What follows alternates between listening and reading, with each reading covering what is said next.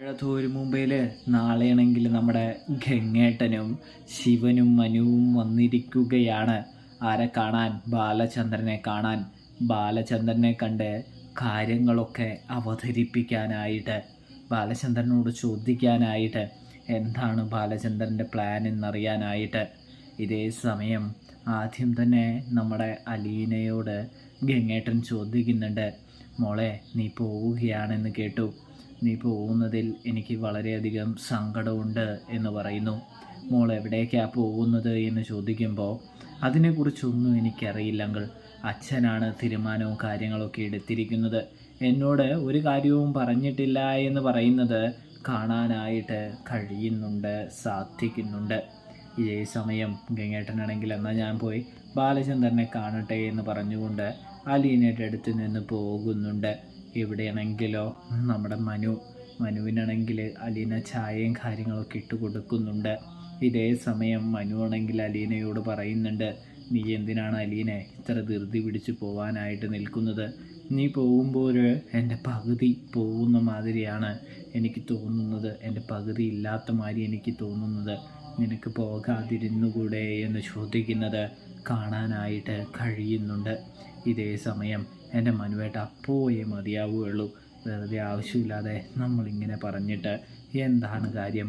പോയി കഴിഞ്ഞാൽ പലവിധ പ്രശ്നങ്ങളിൽ നിന്നും രക്ഷ നേടാനായിട്ട് കഴിയുമെന്ന് പറയുന്നത് കാണാൻ കഴിയുന്നുണ്ട്, സാധിക്കുന്നുണ്ട്. പ്രേക്ഷകരെ, പ്രിയ കൂട്ടുകാരെ, അലീന നീ പോയാൽ നിനക്ക് രക്ഷപ്പെടാനായിട്ട് പറ്റും, പക്ഷേ എനിക്കോ, എൻ്റെ കാര്യമോ എന്ന് മനു ചോദിച്ചുകൊണ്ട് തന്നെ അലീനയെ ജീവിതത്തിലേക്ക് വിളിക്കുകയാണ്.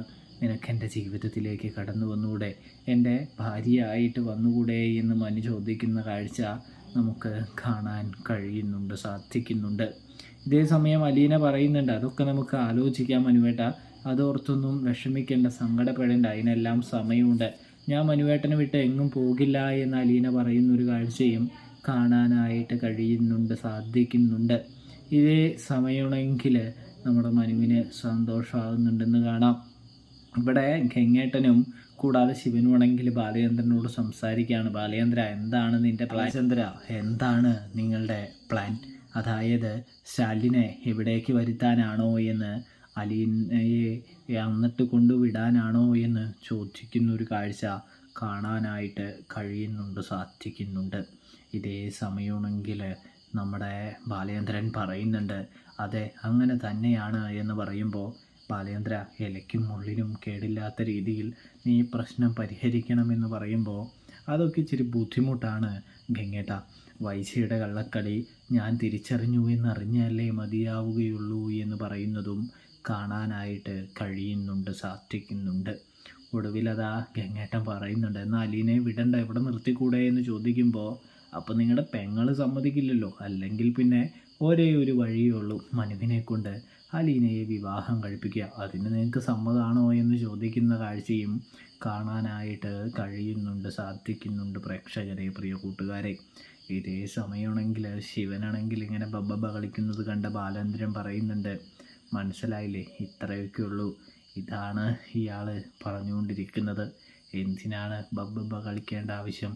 കാര്യം പറഞ്ഞാൽ പോരെ, നടക്കില്ല എന്ന്.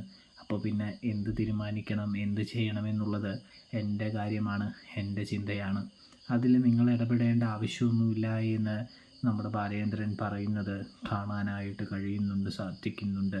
പ്രേക്ഷകരെ, കൂട്ടുകാരെ, അപ്പോൾ റിവ്യൂ ഇഷ്ടപ്പെട്ടാൽ സബ്സ്ക്രൈബ് ചെയ്യാനായിട്ട് മറക്കല്ലേ.